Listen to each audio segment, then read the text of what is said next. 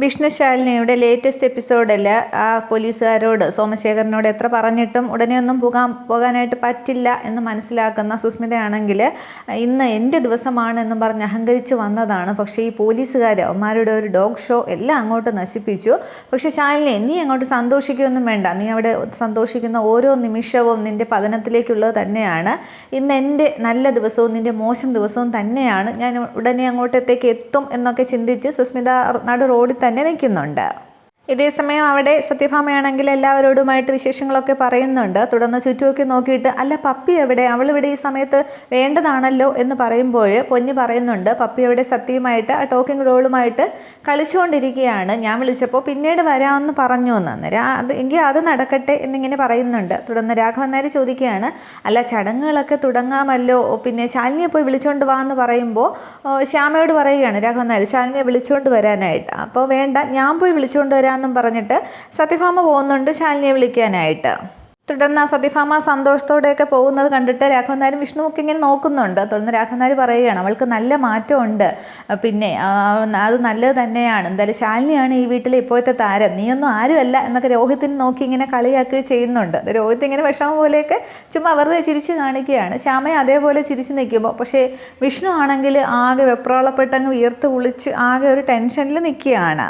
ഇതേസമയം അവിടെ ശാലിനിയാണെങ്കിൽ ആ സുസ്മിത വരും, സുസ്മിത ആ വീഡിയോ കാണിക്കും എന്നൊക്കെ പറഞ്ഞ് ഇങ്ങനെ ഓർത്ത് നിൽക്കുമ്പോഴാണ് സത്യഭാമ ചെല്ലുന്നത്. അന്നേരം മോൾ ഇവിടെ വന്ന് നിൽക്കുകയാണോ, അവിടെ എല്ലാ ചടങ്ങുകളും ഒരുക്കി നിനക്ക് വേണ്ടിയിട്ടാണ് ഇതെല്ലാം ഒരുക്കിയിരിക്കുന്നത്, എന്നിട്ട് നിനക്ക് എന്താ സന്തോഷമില്ലാത്തതെന്ന് ചോദിക്കുമ്പോഴും ശാലിനി ഇങ്ങനെ മൗനമായിട്ട് തന്നെ നിൽക്കുന്നുണ്ട്. അന്നേരം സത്യഭാമ പറയുന്നുണ്ട്, പിന്നെ ഇന്ന് ശ്യാമയുടെയും രോഹിത്തിൻ്റെയും വെഡിങ് ആനിവേഴ്സറി ആണെങ്കിലും നിന്നെ എൻ്റെ മരുമകളായിട്ട് ഈ വീട്ടിലേക്ക് തിരിച്ച് കയറ്റാൻ വേണ്ടിയിട്ടാണ് ഇത്രയധികം ഉത്സാഹത്തോടെ സന്തോഷത്തോടെ കാര്യങ്ങളൊക്കെ ചെയ്തിരിക്കുന്നത് എന്ന് പറയുമ്പോഴും ശാലിനിയുടെ മുഖത്ത് അങ്ങോട്ട് തെളിച്ചയില്ല. അന്നേരം മോളെ എന്ന് വിളിച്ചും കൈ പിടിച്ചും കവിളിലൊക്കെ പിടിച്ചുമാണ് സത്യഭാമ സംസാരിക്കുന്നത്. എന്ന് പറയുന്നുണ്ട്, മോളെ നിൻ്റെ ഈ മൗനത്തിൻ്റെ കാരണം എന്താണെന്ന് എനിക്കറിയാം, ചിന്തിക്കുന്നത് എന്താണെന്ന് എനിക്കറിയാം, സത്യയുടെ കാര്യം ആലോചിച്ചുകൊണ്ടല്ലേ നിൻ്റെ ഈ മൗനം, അതിന് സത്യാമ്മ നല്ലൊരു വഴി കണ്ടിട്ടുണ്ട്, ഉചിതമായൊരു വഴി കണ്ടിട്ടുണ്ട് എന്ന് പറയുമ്പോൾ ശാലിനി ഇങ്ങനെ മുഖമുയർത്തി എന്ത് വഴി എന്നിങ്ങനെ ചോദിക്കുകയാണ്. അന്നേരം പറയുന്നുണ്ട്, നിൻ്റെയും വിഷ്ണുവിൻ്റെയും ജീവിതത്തിലേക്ക് സത്യ കടന്നു വരാത്ത വിധം സത്യയെ ഞാൻ നോക്കിക്കോളാം, സത്യയുടെ പേരിൽ നല്ലൊരു തുക ഞാൻ ഡിപ്പോസിറ്റ് ചെയ്തോളാം, അവളുടെ വിവാഹ ചെലവടക്കം എല്ലാം ഞാൻ വഹിച്ചോളാം, നീ ഈ വീട്ടിലേക്ക് എൻ്റെ മരുമകളായിട്ട് വന്നാൽ മാത്രം മതി, മഹാറാണിയെ പോലെ നിനക്ക് ഇവിടെ കഴിയാം, നീ വിഷ്ണുവിനെ കുറിച്ച് ചിന്തിക്കുക, എന്നെക്കുറിച്ച് ചിന്തിക്കുക, വിഷ്ണുവിന് നീ ഇല്ലാതെ ജീവിക്കാനായിട്ട് പറ്റില്ല, അതുകൊണ്ടാണ് ഞാൻ ഇങ്ങനെ ഒരു തീരുമാനമെടുത്തത്, നിങ്ങളെ ഒന്നിപ്പിക്കാൻ വേണ്ടി, വിഷ്ണുവിൻ്റെ സന്തോഷം കെടുത്തരുത്, ഈ വീട്ടിലെ മറ്റുള്ളവരുടെ ആരുടെയും സന്തോഷം നീ ഇതുമൂലം കെടുത്തരുത്, വേറൊന്നും ചിന്തിക്കേണ്ട എന്നൊക്കെ ഇങ്ങനെ സത്യഭാമ പറയുമ്പോൾ ശാലിനിക്ക് ഇവിടെ മനസ്സിലാവുകയാണ്. അപ്പോൾ സത്യയും കൂടി ആ വീട്ടിൽ താമസിക്കാൻ പറ്റില്ല എന്ന് ശാലിനിക്ക് മനസ്സിലാവുന്നുണ്ട്. സത്യഭാമ നേരത്തെ പറഞ്ഞതുപോലെ അനാഥാലയത്തിന് പകരം ഇപ്പോൾ ഒരു പിന്നെ ഏറ്റെടുത്ത് വളർത്താം എന്നുള്ളൊരു രീതിയാണ് ഭാമ പറയുന്നത്. അന്നേരം ശാലിനി ഇത് ആലോചിച്ച് ചിന്തിച്ച് നിൽക്കുന്നുണ്ട്. ഇതേസമയം അവിടെ സത്യയും പപ്പിയും കൂടി സംസാരിച്ച് കളിച്ചുകൊണ്ടിരിക്കുകയാണ്. അന്നേരം സത്യ ചോദിക്കുന്നുണ്ട്, വെഡിങ് ആനിവേഴ്സറി അല്ലേ, അപ്പോൾ നമുക്ക് താഴത്തേക്ക് പോകണ്ടേ എന്ന്. അന്നേരം അവിടെ ചടങ്ങുകളൊന്നും ആയിട്ടില്ല, അവരിപ്പോൾ സംസാരിച്ചുകൊണ്ട് നിൽക്കുകയായിരിക്കും, നമുക്ക് ബോറടിക്കത്തേ ഉള്ളൂ, അപ്പോഴത്തേക്ക് നമുക്ക് പോകാം എന്നിങ്ങനെ പപ്പി പറയുമ്പോൾ ഈ ടോക്കിംഗ് റോള് ഈ പപ്പി പറഞ്ഞതുപോലെ തിരിച്ചു പറയുകയാണ്. തുടർന്ന് ഈ സത്യയും പപ്പിയും കൂടി അവിടെ ചിരിച്ച് കളിച്ച് തന്നെ നിൽക്കുന്നുണ്ട്. തുടർന്ന് സത്യഭാമയാണെങ്കിൽ ശാലിനിയും കൂട്ടി താഴേക്ക് വരുന്നുണ്ട്. പക്ഷേ ശാലിനിയെ ഭാമ പറഞ്ഞ അതേ കാര്യം, സത്യയുടെ കാര്യം ആലോചിച്ച് ഇങ്ങനെ തന്നെ നിൽക്കുകയാണ്. തുടർന്ന് രാഘവൻ നായരോടും എല്ലാവരോടുമായിട്ട് ഭാമ പറയുന്നുണ്ട്, എല്ലാവരും അറിയാൻ വേണ്ടിയിട്ട് ഞാനൊരു കാര്യം പറയാം, എല്ലാവർക്കും സന്തോഷം തരുന്ന ഒരു കാര്യം തന്നെയാണ്, എൻ്റെ സന്തോഷം എന്ന് പറയുന്നത് എൻ്റെ മകൻ്റെ സന്തോഷമാണ്, മകൻ്റെ സന്തോഷം എന്ന് പറയുന്നത് അവൻ വിവാഹം കഴിച്ചു കൊണ്ടുവന്ന പെൺകുട്ടിയുടെ സന്തോഷമാണ്, ശാലിനിയുടെ സന്തോഷം എന്താണെന്ന് എനിക്കറിയില്ല, പക്ഷേ ഞാനൊരു കാര്യം ചെയ്യാനായിട്ട് പോവുകയാണ് എന്ന് പറയുമ്പോൾ കൂടി നിന്ന വലിയൊരു ചേച്ചി ഇങ്ങനെ പറയുന്നുണ്ട്, സത്യാമ്മ ഞങ്ങളെയൊക്കെ ഞെട്ടിക്കാനായിട്ട് എന്തൊക്കെ കരുതി വെച്ചിട്ടുണ്ടെന്ന് പറയുകയാണ്.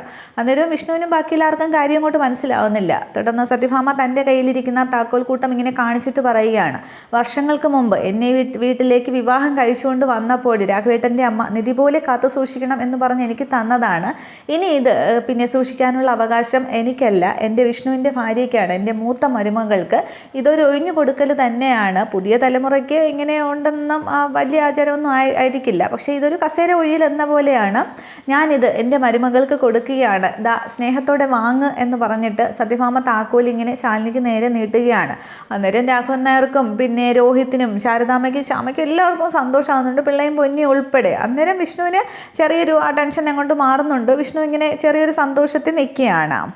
തുടർന്ന് ഭാമ പറയുന്നുണ്ട് വിഷ്ണുവിൻ്റെ പെണ്ണിന് ഞാനിത് മനസ്സറിഞ്ഞ് തരുന്നതാണ്, സ്നേഹത്തോടെ ഇത് വാങ്ങിക്കും മോളെ എന്നും പറഞ്ഞ് നീട്ടിക്കൊണ്ട് നിൽക്കുന്ന ആ കറക്റ്റ് ടൈമിൽ തന്നെ സുസ്മിതയുടെ വണ്ടി മുറ്റത്ത് വന്ന് നിൽക്കുന്നുണ്ട്. സുസ്മിത നടന്ന് ഇങ്ങോട്ട് അകത്തോട്ട് കയറുമ്പോൾ ഈ കാഴ്ചയാണ് കാണുന്നത്. തുടർന്ന് കൈ അടിച്ചുകൊണ്ടാണ് സുസ്മിത ഇങ്ങനെ അങ്ങോട്ട് വന്ന് നിൽക്കുമ്പോൾ എല്ലാവർക്കും ദേഷ്യം വരികയാണ് സുസ്മിതയെ കണ്ടിട്ട്. അന്നേരം ശാലിനിയും ശാരദാമ്മയും ശ്യാമയും പക്ഷേ ടെൻഷനിൽ നിൽക്കുകയാണ്.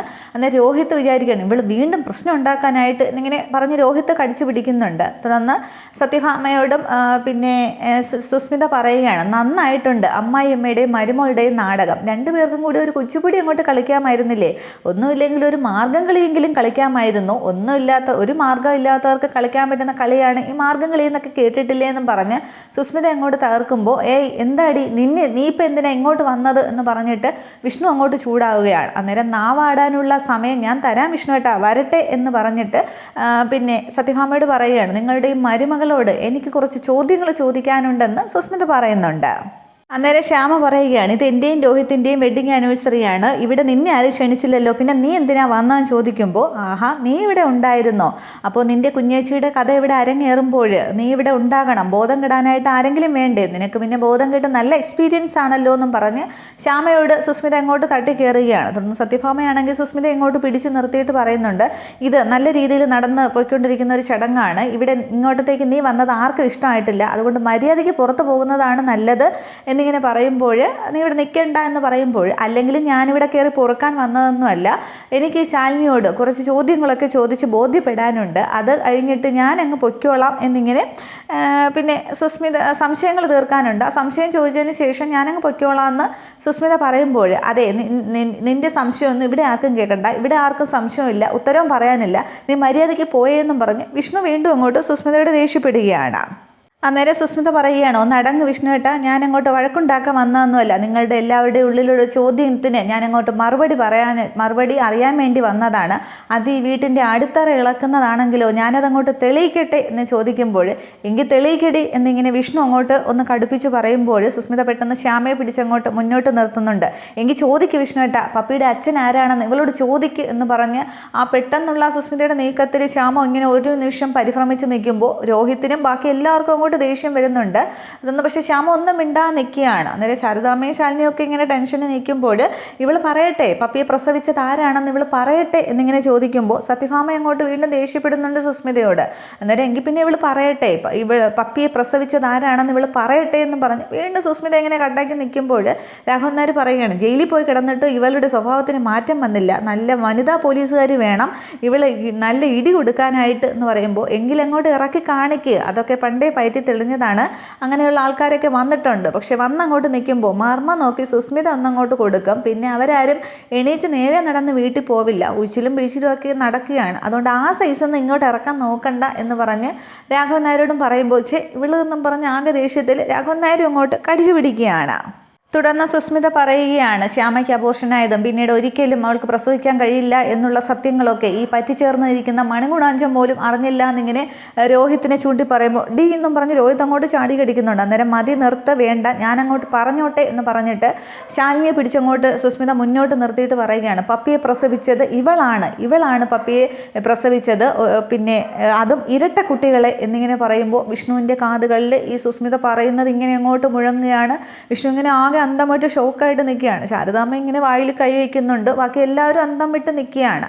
തുടർന്ന് പറയുന്നുണ്ട് പിന്നെ ശാലിനിയാണ് പ്രസവിച്ചത് 2 കുട്ടികളെയും, ഇരട്ട കുട്ടികളെ പ്രസവിച്ചു, ഒരേ ഹോസ്പിറ്റലിൽ ഒരേ സമയത്താണ് സത്യയും പപ്പിയെയും പ്രസവിച്ചത് എന്നിങ്ങനെ പറയുമ്പോഴും എല്ലാവരും ഇങ്ങനെ അന്തം വിട്ട് ഒരു നിമിഷം നിൽക്കുന്നുണ്ട്. പക്ഷേ സത്യഭാമ അന്നേരം ചോദിക്കുകയാണ് നീ ഇപ്പോൾ പുതിയ കഥയുമായിട്ട് ഇറങ്ങി തിരിച്ചിരിക്കുകയാണോ, നിനക്ക് എന്തിൻ്റെ കേടാണ്, നീ എന്തിനാണ് ഇങ്ങനെ ഓരോ കഥയുമായിട്ട് ഇങ്ങനെ വന്ന് ഞങ്ങളെ ശല്യം ചെയ്യുന്നത് എന്ന് ചോദിക്കുമ്പോൾ ഇങ്ങനെ നിനക്ക് എന്ത് കിട്ടും, എന്ത് ദ്രോഹമാണ് ചെയ്യുന്നതെന്നൊക്കെ ചോദിക്കുമ്പോൾ ദ്രോഹം ചെയ്തത് ഞാനല്ല ഇവളാണ്, ഈ ശാലിനിയാണ് തെറ്റ് ചെയ്തത്, അതിനെ ശ്യാമയെ ബലിയാടാക്കുകയാണ് ചെയ്തത്, പപ്പി വീട്ടിലേക്ക് വന്നതല്ലേ ഇവളുടെ കൈകളില്ലാന്ന് ഇവളങ്ങോട്ട് തുറന്ന് സമ്മതിക്കട്ടെ എങ്കിൽ ഞാൻ അങ്ങോട്ട് പറയാം എന്നിങ്ങനെ പറയുമ്പോൾ പറയുമ്പോൾ ശാലിനി ഇങ്ങനെ ആകെ അങ്ങനെ കടിച്ചു പിടിച്ച് നിൽക്കുകയാണ്. പക്ഷേ വിഷ്ണുവിന് എന്തൊക്കെയോ അങ്ങ് ചിന്തിച്ച് കൂട്ടിയിട്ട് വിഷ്ണു ഇങ്ങനെ ശാലിനിയെയും ശ്യാമയും ശാരദാമ്മയും ഒക്കെ മാറി മാറി ശ്രദ്ധിക്കുന്നുണ്ട്.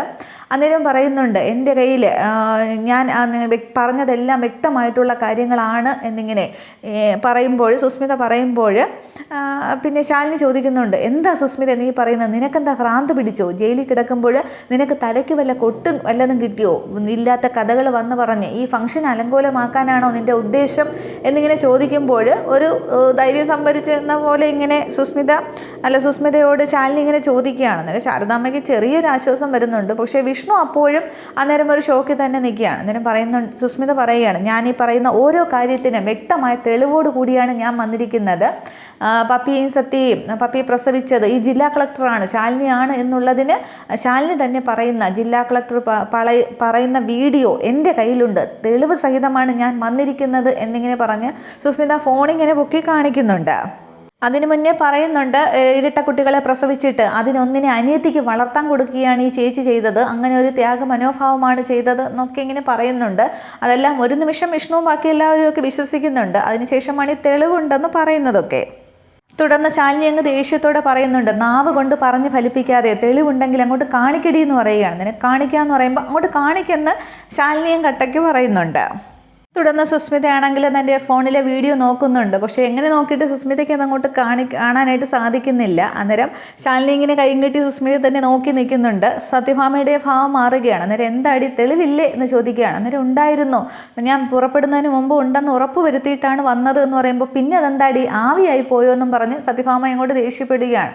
അന്നേരം ഇല്ല ഉണ്ടായിരുന്നു എന്നിങ്ങനെ പറയുമ്പോൾ പിന്നെ സുസ്മിത ഒരു നിമിഷം ഇങ്ങനെ പകച്ചു പോകുന്നുണ്ട്, അത് വീഡിയോ കാണാത്തപ്പോൾ. അന്നേരം മോള് നാടകവുമായിട്ട് ഇറങ്ങിയിരിക്കുകയാണ് ലേഡി എന്നും പറഞ്ഞിട്ട് സുസ്മിതയുടെ കാരണം നോക്കി സത്യഭാമയാണെങ്കിലും ഒന്ന് പൊട്ടിക്കുന്നു. അത് തീരെ നന്നായിട്ട് അങ്ങോട്ട് ഇഷ്ടപ്പെടുന്നുണ്ട് രാഘവൻ നായർക്കും രോഹിത്തിനുമൊക്കെ. പക്ഷേ ഈ സമയത്ത് വിഷ്ണു ആണെങ്കിൽ ഇങ്ങനെ ശാലിനിയെ തന്നെ ശ്രദ്ധിക്കുന്നുണ്ട്. വിഷ്ണുവിനെ ഒരു നിമിഷം ശാലിനിയെ നോക്കുന്നുണ്ട്. പക്ഷേ പെട്ടെന്ന് വിഷ്ണുവിനെ അങ്ങ് മുഖം കൊടുക്കുന്നില്ല. ശാരദാമ്മയും ശ്യാമയും ഒക്കെ ഒരു ആശ്വാസത്തിൽ നിൽക്കുകയാണ്. പക്ഷേ വിഷ്ണുവിന് എന്തൊക്കെയോ വീണ്ടും വീണ്ടും സംശയങ്ങൾ വിഷ്ണുവിൻ്റെ മനസ്സിൽ തോന്നുന്നുണ്ട്. തുടർന്ന് ഇല്ലാത്ത കള്ളക്കഥയുമായിട്ട് വീണ്ടും ഇറങ്ങിയിരിക്കുകയാണല്ലേ, ഇവിടെ നിന്ന് ഇറങ്ങിക്കോണം, മേല ഇങ്ങനെ കഥയുമായിട്ട് ഈ കോമ്പൗണ്ടിനകത്ത് കയറിപ്പോകരുത്, ഇറങ്ങടി എന്ന് പറയുകയാണ്. അന്നേരം അത് ഫാമാൻറ്റി എന്നും പറഞ്ഞ് വീണ്ടും സുസ്മിത നിൽക്കുമ്പോൾ ഇറങ്ങടി എന്നും പറഞ്ഞിട്ട് സത്യഭാമ അങ്ങോട്ട് പിടിച്ച് തള്ളുന്നുണ്ട്. അന്നേരം സുസ്മിത മനസ്സിൽ കരുതുകയാണ്, വീഡിയോ ഞാൻ എടുത്തതാണല്ലോ, പിന്നെ ഇത് എങ്ങോട്ട് പോയി എന്നിങ്ങനെ സുസ്മിത ചിന്തിക്കുമ്പോഴും ശാലിനിയുടെ മുഖഭാവം ഇങ്ങനെ മാറുന്നുണ്ട്. ശാലിനി ഇങ്ങനെ ചിരിക്കുന്നുണ്ട്. അതിനുശേഷം ഒരു ഫ്ലാഷ് ബാക്ക് എന്ന പോലെ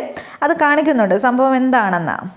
അത് ശാലിനിയാണെങ്കിൽ അനുപലവിയെ വിളിച്ച് പറയുന്നുണ്ട് സുസ്മിതയുടെ കാര്യം, വരുന്ന വണ്ടിയുടെ നമ്പരും വരുന്ന പിന്നെ വഴിയൊക്കെ പറയുന്നുണ്ട്. എങ്ങനെയെങ്കിലും ബ്ലോക്ക് ചെയ്യണം, ബിവെയർ ഓഫ് ഡോഗ് എന്ന് കേട്ടിട്ടില്ലേ, അതേപോലെ ബിവെയർ ഓഫ് സുസ്മിത എന്നാണ്, സൂക്ഷിച്ച് കൈകാര്യം ചെയ്യണമെന്ന് പറയുന്നുണ്ട്. തുടർന്ന് അനുപല്ലവിയാണ് ഈ സോമശേഖരനെ വിളിച്ച് ഇതൊക്കെ ചെക്കിംഗ് ഒക്കെ ഏർപ്പാടാക്കുന്നതൊക്കെ. തുടർന്ന് സുസ്മിത ഇങ്ങനെ നടന്ന് ശാലിനിയുടെ അടുത്തേക്ക് ഇങ്ങനെ ഇറങ്ങാനെന്നോണം വരുന്നുണ്ട്.